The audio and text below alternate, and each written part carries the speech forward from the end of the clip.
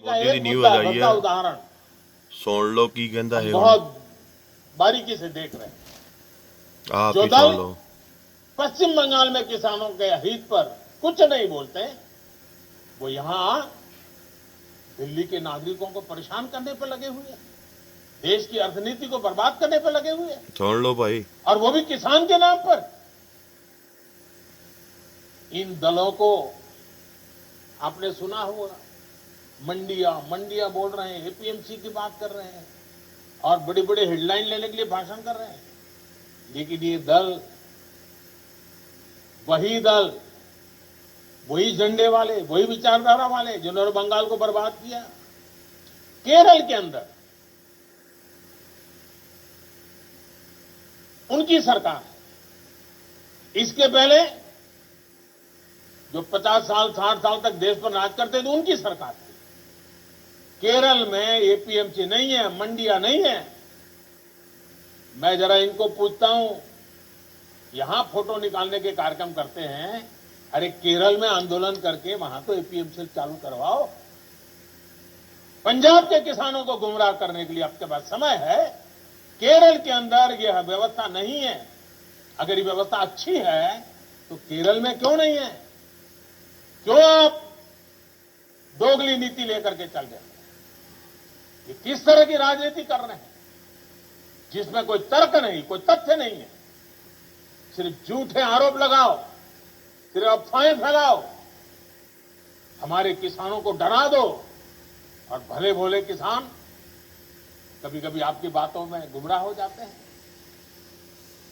भाइयों बहनों, ये लोग बोल गया भाइयों बहनों। लोकतंत्र के किसी पैमाने को, किसी पैरामीटर को मानने को तैयार नहीं है।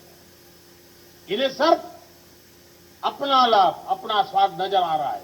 और मैं जितनी बातें बता रहा हूं किसानों के लिए नहीं बोल रहा हूं। किसानों के नाम पर अपने झंडे लेकर के जो खेल खेल रहे हैं, अब उनको ये सच सुनना पड़ेगा। और हर बात को किसानों को गाली दी, किसानों को अपमानित किया, ऐसे कर करके बच नहीं सकते हो आप लोग। ये लोग अखबारों और मीडिया में जगह बनाकर राजनीतिक मैदान में खुद के जिंदा रहने की जड़ी बूटी खोज रहे हैं। लेकिन देश का किसान उनको पहचान गया है। अब देश का किसान उनको ये जड़ी बूटी कभी देने वाला नहीं है। कोई भी जब राजनीति, लोकतंत्र में राजनीति करने का उनको हक है, हमें इसका विरोध नहीं है। लेकिन निर्दोष किसानों की जिंदगी के साथ न खेलें, उनके भविष्य के साथ खिलवाड़ न करें, उन्हें गुमराह न करें, भ्रमित न करें। साथियों, ये वही लोग हैं जो बरसों तक सत्ता में रहे।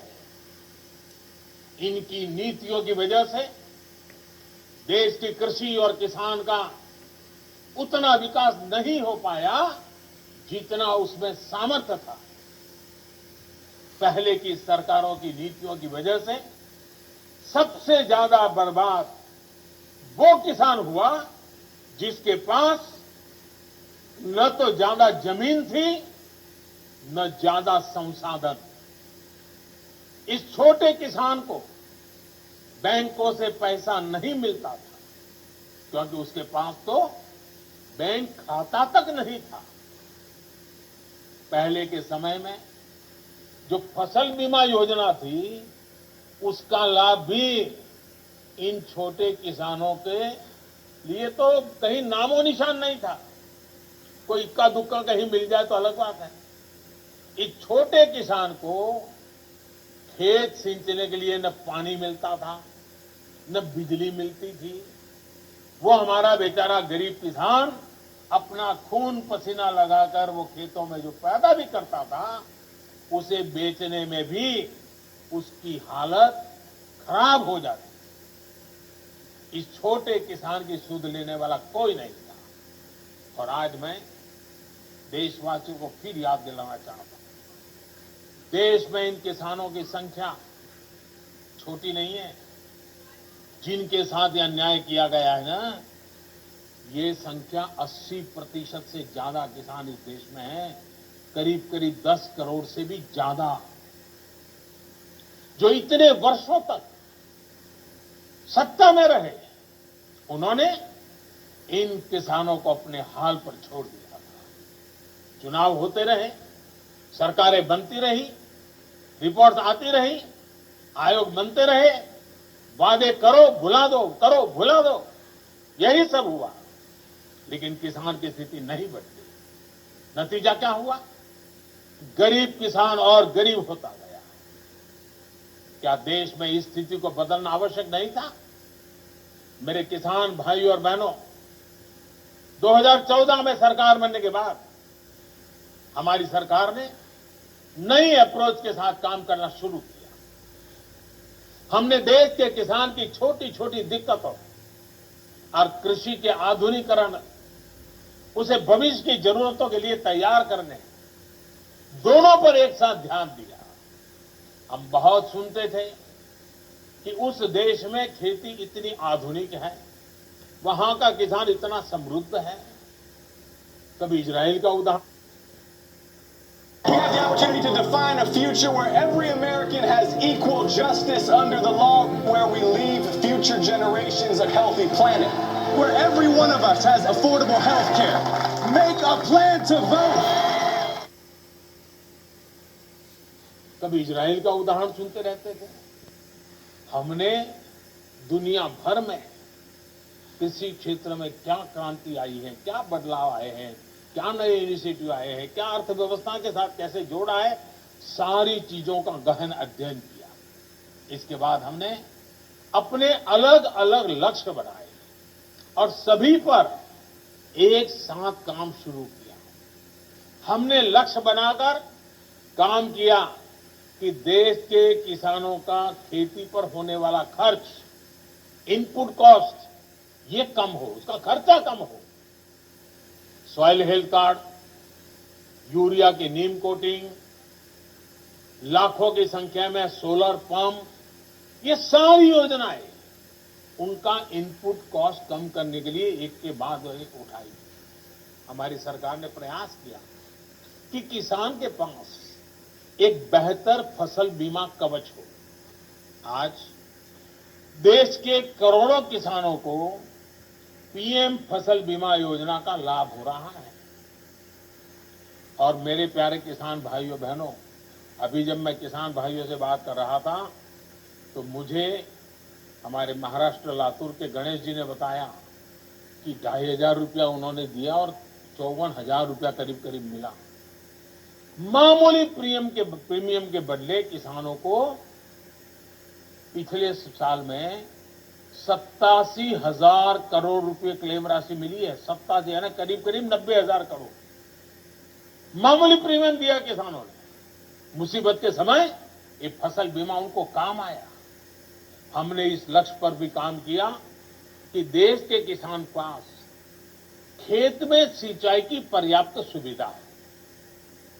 हम दशकों पुरानी सिंचाई योजनाओं पूरा कराने के साथ ही देश भर में पर ड्रॉप मोर क्रॉप के मंत्र के साथ माइक्रो इरिगेशन को भी बढ़ावा दे रहे हैं। और मुझे खुशी हुई, अभी तमिलनाडु के हमारे सुब्रमण्य जी मुझे बता रहे थे कि उन्होंने माइक्रो इरिगेशन से, ड्रिप इरिगेशन से, जो पहले 1 एकड़ का काम होता था 3 एकड़ का हुआ और पहले से ज्यादा 1 लाख रुपए ज्यादा कमाया। Micro irrigation.